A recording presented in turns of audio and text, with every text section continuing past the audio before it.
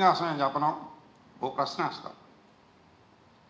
అసలు ఏదో కొన్ని కారణాలు చెప్పారు ప్రభు గారు స్కాలర్షిప్లు ఇవ్వటానికి.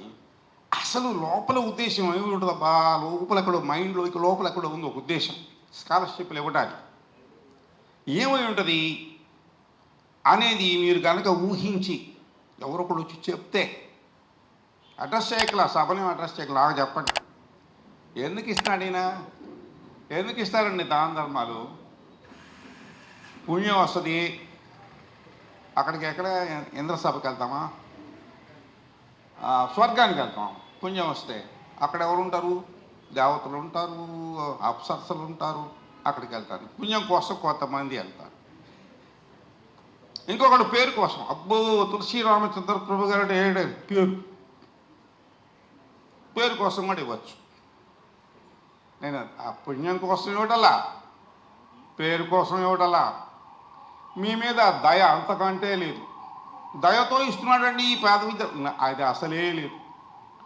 మరి ఎందుకు ఇస్తున్నాడు ఈ తులసి రామచంద్ర ప్రభు స్కాలర్షిప్లు? కోట్ల రూపాయలు, సంవత్సరానికి 2 కోట్లు సుమారుగా పడుతున్నాయి యావరేజ్. ఎవరు చెప్తారు? ఎవరు చెప్తాడు? ఇంకొరక పంపను, ఏదో చిన్న గిఫ్ట్ ఇచ్చి పంపిస్తా. పిల్లలకి మీరెవరు మాట్లాడడానికి కూర్చోండి. సబ్జెక్టు ఆ విద్యార్థులకు తులసి రామచంద్ర ప్రభుకు మధ్య సబ్జెక్ట్ ఇది, మీది కాదు.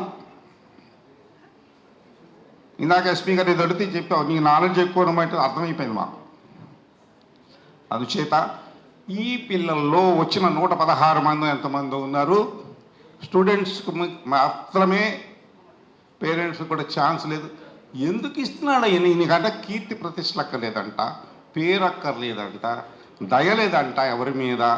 నాకు ఎవరి మీద దయలేదంట. ఎందుకు ఇస్తున్నాడు స్కాలర్షిప్లు?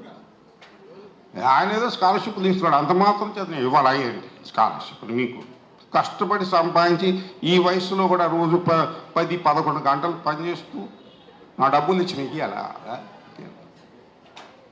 ఎందుకే? ఎవరు చెప్తారు ఎందుకు ఇస్తున్నాడు? లోపల మనస్సులో ఉన్న నా ఆలోచన ఎవరు కనిపెడతారు? నువ్వు నువ్వు మాటకి నువ్వు వస్తే ఎట్లాగా? ఇందా కూర్చోగా. అయితే నీకు ఆన్సర్ తెలిసి ఉంటుంది కానీ కూర్చో. ఇంకా ఎవరు కొత్త వాళ్ళు పిలుస్తలే, నిన్ను కూడా పిలుస్తారు. గిఫ్ట్ కూడా ఉంది. నేను ఉపన్యాసం అన్నీ ఉండవు మా దగ్గర. ఉపన్యాసాలు ఉండవు. Questions and answers. కమ్ ముందు ఈ తల్లి వస్తుంది. రాజన్ తల్లి రా. కొంతవరకు కరెక్ట్గా చెప్పింది. వెళ్ళి కూర్చో. గుడ్. ఇంకా అబ్బాయి చేయెత్తాడు. రా. అక్కడ స్టూడెంట్స్ కావాలి. ఇక్కడ మాకు పెద్దవాళ్ళతో మాకేం పని లేదు. చూడాలి, ఈ బ్రెయిన్లోకి చూడాలి, ఆ తలకాయ పగల కొట్టకుండా చూడాలి. ఎవరు చేయెత్తారు? రా తల్లి. మీ మీద దయలేదు నాకు, పేదవాళ్ళ మీద నాకేం దయలేదు. నేను పేదవాళ్ళు వచ్చిన వాడినే, కొత్తగా స్పెషల్గా దయ ఎందుకు? కీర్తి ప్రతిష్టల అవసరం లేదు. పుణ్యమా అసలు అవసరం లేదు. అనుకునేది ఏదో కొంత కరెక్ట్లే కానీ వీళ్ళు కూర్చోపా. ఎవరు 500 రూపాయలు గిఫ్ట్ ఉంది ఇక్కడ, ఎస్పీ గారి చేతి మీదకి ఇప్పిస్తా. 500 రూపాయలు పోగొట్టుకుంటే ఎట్లాగా? నాకు 16 రూపాయలు ఫీజు కట్టడానికి డబ్బులు దొరకలేదు ఎస్పీ గారు. ఎస్ఎల్సి ఫైనల్ ఎగ్జామ్స్కి 16 రూపీస్ 4 ఇళ్ళు తిరిగా ఫ్రెండ్స్ వాళ్ళకి. చివరికి అక్కడ 2 చోట్ల దొరికింది. 16 రూపాయలు లేట్ ఫీజుతో కట్టి ఎస్ఎల్సి ఎగ్జామినేషన్ రాశాను. ఐఐటి మెడ్రాస్లో స్కాలర్షిప్. తని ఏదో బాగానే ఉంది కానీ మీరు కూర్చో, నన్ను పొగిడేవకో. కూర్చో.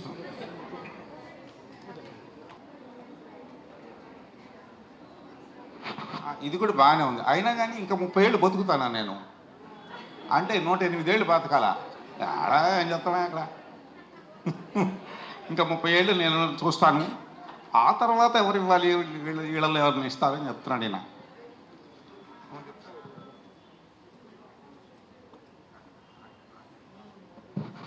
సొసైటీ డెవలప్ అవుతుంది. నాకేంటి లాభం? ఏనా లాభం లేదు. ఎవరైనా ఏం చేస్తారండి? నాకు లాభం ఉంది కాబట్టి స్కాలర్షిప్లు ఇస్తాను. నాకు బాగా లాభం ఈ స్కాలర్షిప్లు ఇవ్వడం వల్ల. ఆ సంగతి ఆ రహస్యం ఎవరికి తెలియదు. అల్లహరి శ్రీనివాస్కి తెలియదు, ఎస్పీ గారికి కూడా తెలియకపోవచ్చు అని నేను అనుకుంటున్నాను. I don't know.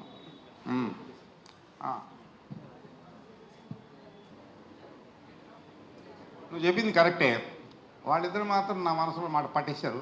వీళ్ళు అన్నీ మంచిగా చెప్పారు వచ్చిన వాళ్ళంతా. కానీ అసలు ఇక్కడ ఏముందో చెప్పగలిగింది వాళ్ళిద్దరే చెప్పగలిగారు. నువ్వు కూడా కూర్చో, బాగా చెప్పావు, కంగ్రాట్స్.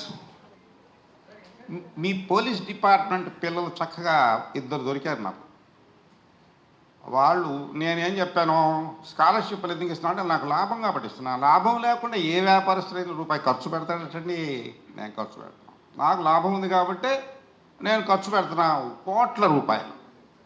అది ఎందుకని అడిగితే పాపం పిల్లలు బాగానే చెప్పారు, మీలాగా అందరూ మేము చేయాలి, మిగతా వాళ్ళకి పేరెంట్స్కి బర్డెన్ లేకుండా బాగానే చెప్పారు వాళ్ళు. కానీ అసలు విషయాన్ని వీళ్ళు పసిగట్టారు వీళ్ళిద్దరు. అందుకని వీళ్ళిద్దరు ఏం చెప్పారు తర్వాత చెప్తారు. మీరు ఒక 500 రూపాయలు గిఫ్ట్ ఇవ్వాలి. మీరు ఇవ్వకరా, నేను కదా పెట్టింది టెస్ట్.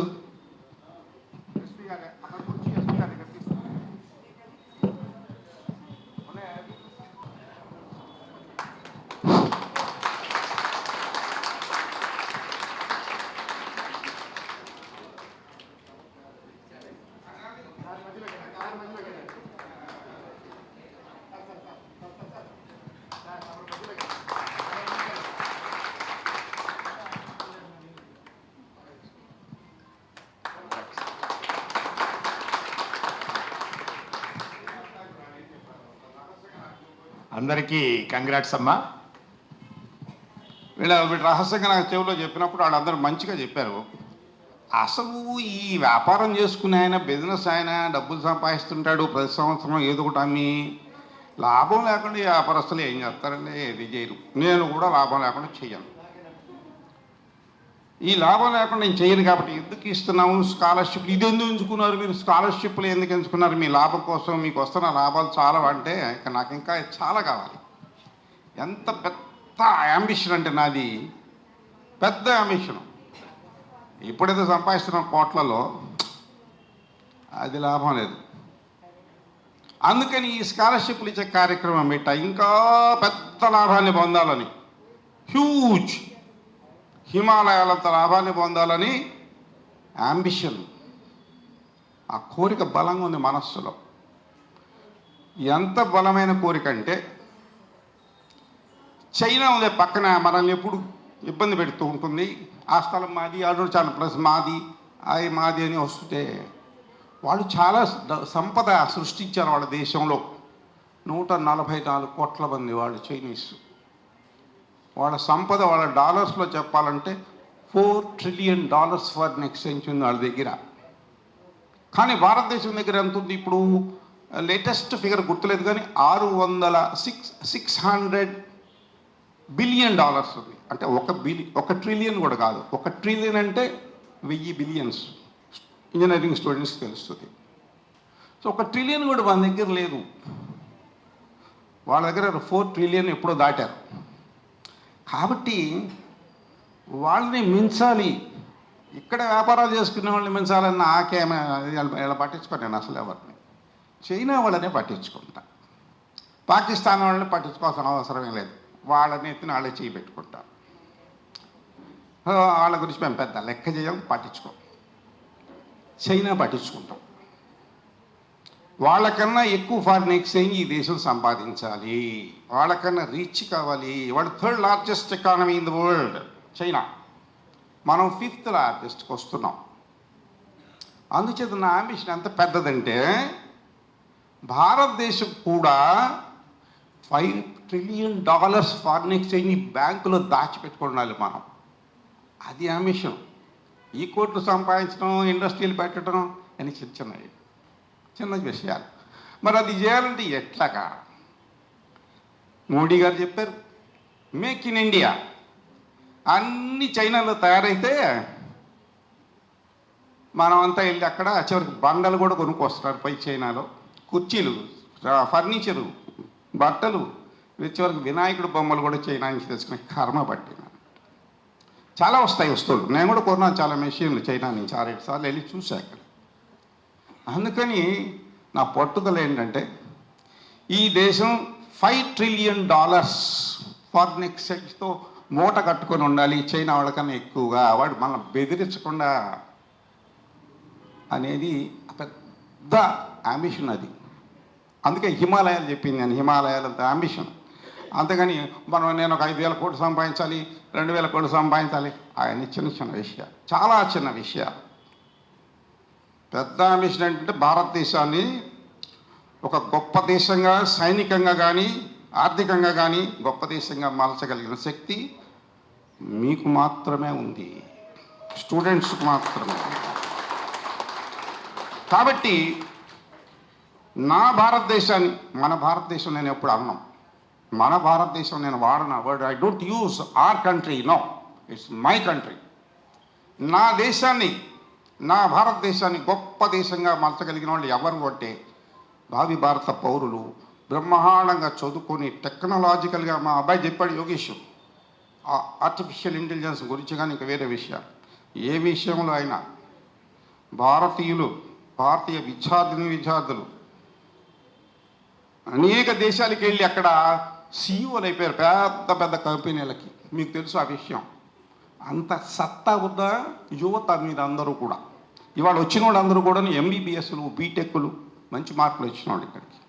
కాబట్టి ఈ భారతదేశాన్ని గొప్ప దేశంగా, చాలా బలమైన దేశంగా మార్చగలిగే సత్తా మీ చేతిలో మాత్రమే ఉంది. కాబట్టి నేను మిమ్మల్ని పట్టుకుంటా.